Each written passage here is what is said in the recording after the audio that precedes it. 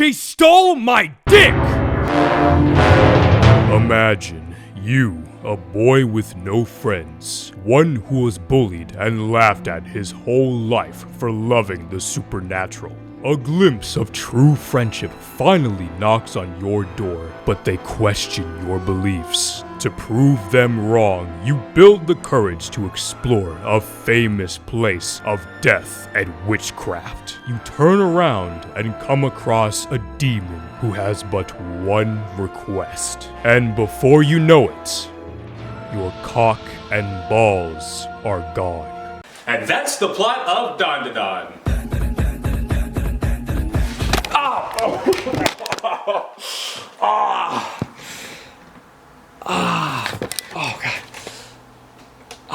Yukinobu Tatsu, an aspiring mangaka who was the assistant on Chainsaw Man and Hell's Paradise. Inspired by their works, he has created a plethora of short stories. Seigi no Rokugo, Fireball, and Yamada Kiki Ipatsu. However, in April of 2021, he found his kintama, known as Bold Party. That's what Dandadan means. A story about a boy who believes in aliens and a girl who believes in ghosts. Turns out both are real and want to steal the boy's dick for their own selfish desires. Dandadan has truly become one of the hit new up-and-coming shonens, selling 3.2 million copies and gaining a whopping 360 million views on official websites. Dandadan has quickly become one of my favorite series for the year. Like, me and my friends went to go see the 3-episode early premiere, and I fell in love. Like, I immediately read the entire manga after that, because I wanted to catch up, because I was like, I cannot wait for the anime. I need to know what's going on.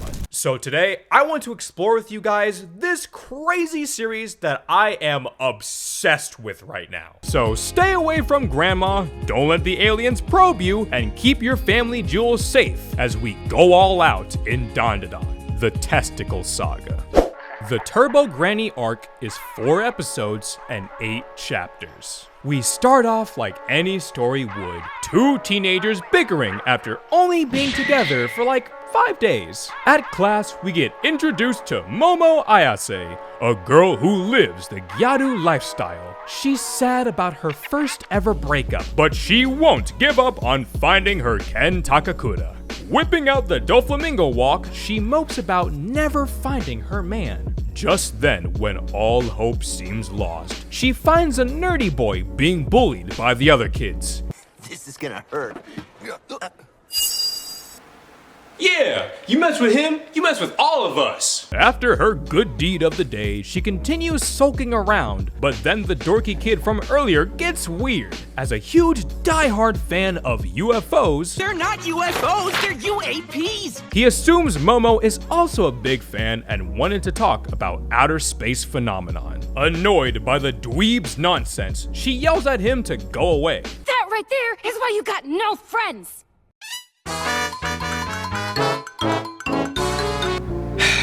Well, looks like I got the bad ending. Man, these dating sims are really hard. Momo takes a second and apologizes to Dorky Boy. While she doesn't believe in UFOs, UAPs! she is interested in ghosts, demons, and spirits. Dorky Boy laughs at Momo for believing ghosts are real, and they start arguing about their equally stupid hobbies. Believing in ghosts over aliens is as wild to me as saying you prefer Blue Lock Season 2 over Season 1.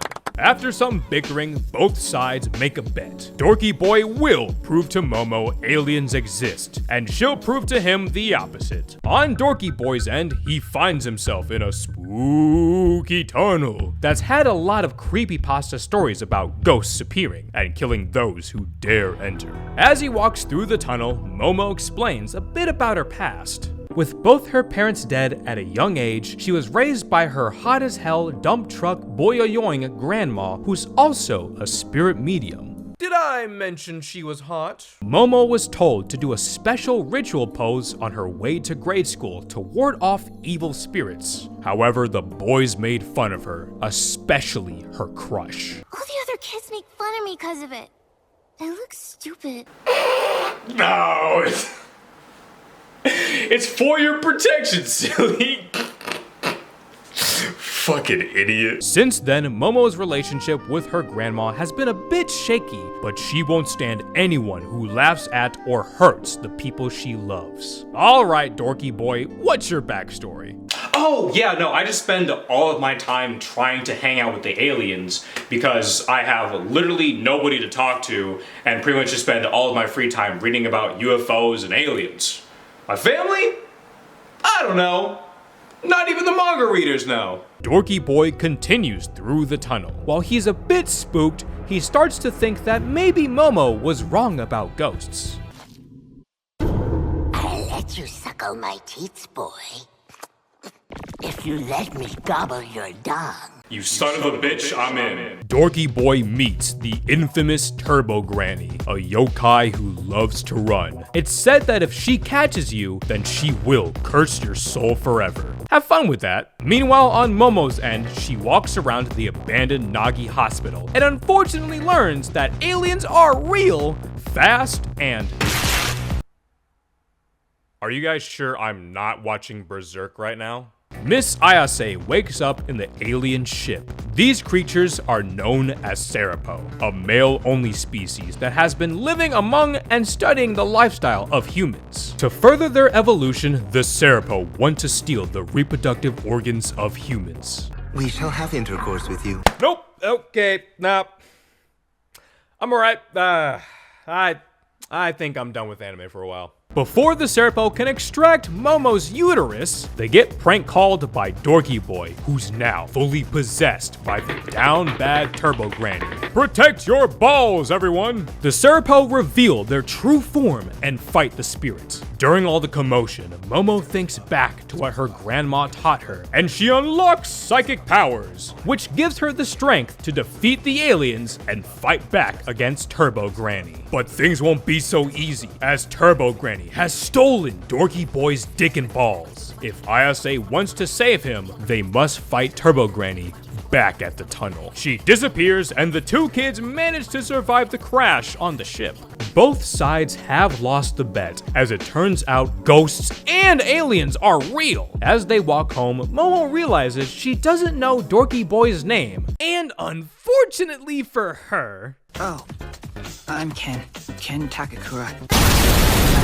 And so begins the greatest new-gen shonen romance. Miss Ayase starts tweaking, unable to accept that he's named after her childhood crush. To avoid herself from falling in love, she gives Takakura a new name. From now on, Dorky Boy shall be known as Okarun.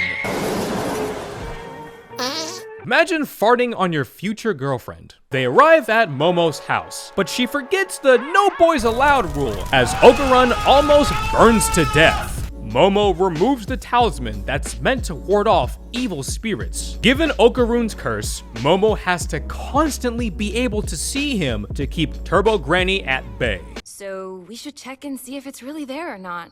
No way, is it really gone? What's it look like? Honestly, that's a valid question. How would you feel if you woke up one morning and found out your yogurt cannon went missing? Okarun apologizes for causing so much trouble. He was acting so weird when they first met because he didn't want to ruin the chance of finding a real friend. Annoyed by his shyness, Momo gives her future hubby some tough love. Poke, poke. Bitch. Imagine farting on your future fiance, then calling her a bitch. Men, take notes. During their little argument, they hear constant ringing from the doorbell. However, Momo was told there are two bells, one meant for humans, and another that she's never heard before. Going outside to check it out, they find themselves trapped inside with a poisonous black fog. The one responsible was another alien. This is a flatwood monster. It's angry at the kids for not giving the Serapo their bananas and wants to take it back by force. They run for their lives, unable to do much against this giant creature. And to make matters worse, Momo has to constantly make sure Okarun doesn't get possessed. Annoyed at being a liability, Okudun tells Miss Ayase to let the curse run its course so he can fight back against the Flatwoods monster. With no other options, they give it a try. And out comes the new and improved Okudun. He's super fast, super strong, and super depressed. Now, with these new powers, Okudun can beat this guy. Yeah, he can't beat this guy. The power of Turbo Granny is too much for Okudun to handle, but he goes all out one more time to finally beat this sumo freak. They'll win for sure.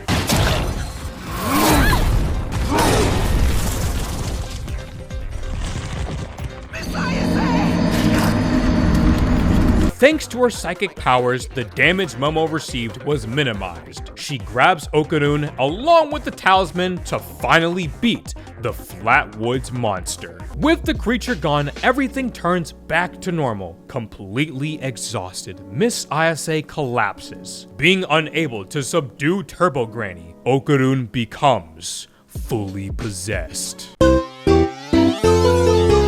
Oh my god. I got the possessed ending. Jesus. Why do dating sims have like 45 different routes? You're 27 years old. No, I'm 25. That's not too young, is it? You've got a wife and kid. No, I'm single.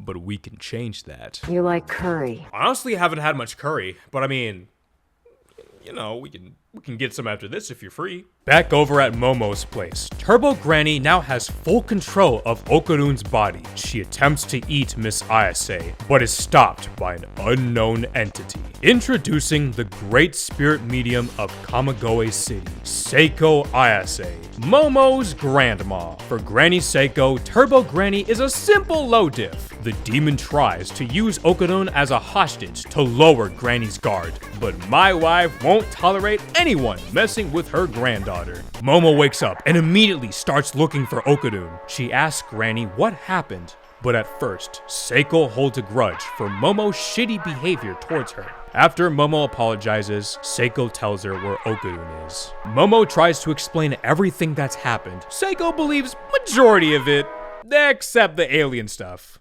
She doesn't believe in UFOs. UAPs! Seiko explains the lore of Turbo Granny and how, thanks to a bound spirit that's fused with the tunnel, she's become an unstoppable force. She warns the kids not to go over there, but Momo is determined to help her boo. Seiko tells them they need to beat Turbo Granny at her own game. They will defeat the yokai in a game of tag, luring her outside Shono City so she can finish the job as Seiko's powers come from the spirit god of Kamekoe City.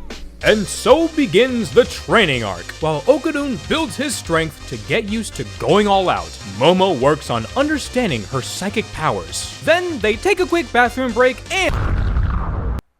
and that's the end of the training arc. Turbo Granny interrupts their training, saying how they must come to the Shono City tunnel tonight, or else she'll curse and kill everyone Momo loves. Seiko gives the lovebirds some spiritual gear for protection and prays for their safe return. Embarrassed on the train ride and fueled with anger, Momo swears she'll kick Turbo Granny's ass. Momo and Okudun arrive in Shono City and enter the tunnel to fight Turbo Granny. And right away, she doesn't fuck around and pretty much beats the kids. However, Momo uses Granny's confidence against her and challenges the yokai to a game of tag with its reputation as the fastest ghost on the line. To make things fair, Turbo Granny will count 10 minutes while the kids run away. Unfortunately for them, the Dick Snatcher was homeschooled and didn't quite learn how to count properly.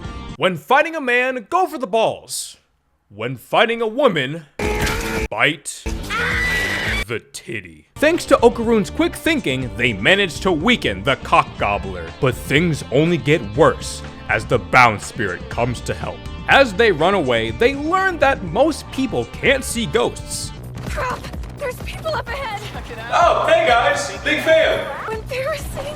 Oh my god, is that a giant crab? With the power of biology class, the crab gets taken care of. Things seem fine now, but then it gets worse as the entire city becomes possessed and chases the kids. Oh my god, Turbo Granny is not fucking around. Like, she wants these kids dead. Pulling up Spotify, Okuran goes all out while listening to some William Tell overture and escapes the speed demons. But Turbo Granny is still not done. Getting her body back, the two spirits merge into one gross ghost. Miss ISA uses the opportunity to lure Turbo Granny on a train, leading outside of the city into Seiko's domain. Turbo Granny has been defeated.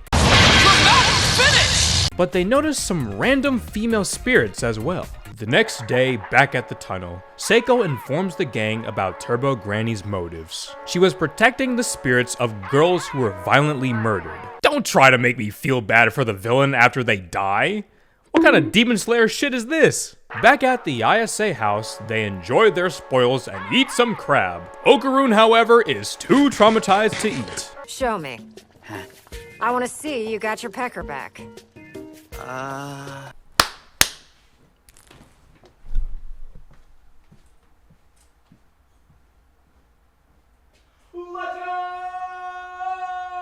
Momo and Okarun say their goodbyes. However, both of them contemplate what that means to say goodbye. Does it mean they will never see each other again? With so much uncertainty up in the air, Momo takes a second to reassure each other that they will see each other tomorrow. The end. And that's the end of the first arc for the Kintama saga. Dandadan is a blast. Like, the story is uniquely weird with great characters, non-stop action, solid drama, horror, and romance that all doesn't get ruined by cringe level comedy where it doesn't need to be. Speaking of characters, Momo is awesome. Like, I know that her and Okarun are the main characters, but she kind of feels more like the central protagonist, especially within these first few arcs. The manga was already amazing, but Science Sadhu just takes everything to that next amazing level. Also too, the English dub is fantastic.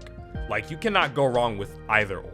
But yeah, that's about it. Let me know your thoughts for the Turbo Granny arc, or just Dandadan as a whole. Thank you guys very much for watching. Like, comment, subscribe, the whole YouTube shebang, and I'll see you for the Acrobat Silky arc. Bye.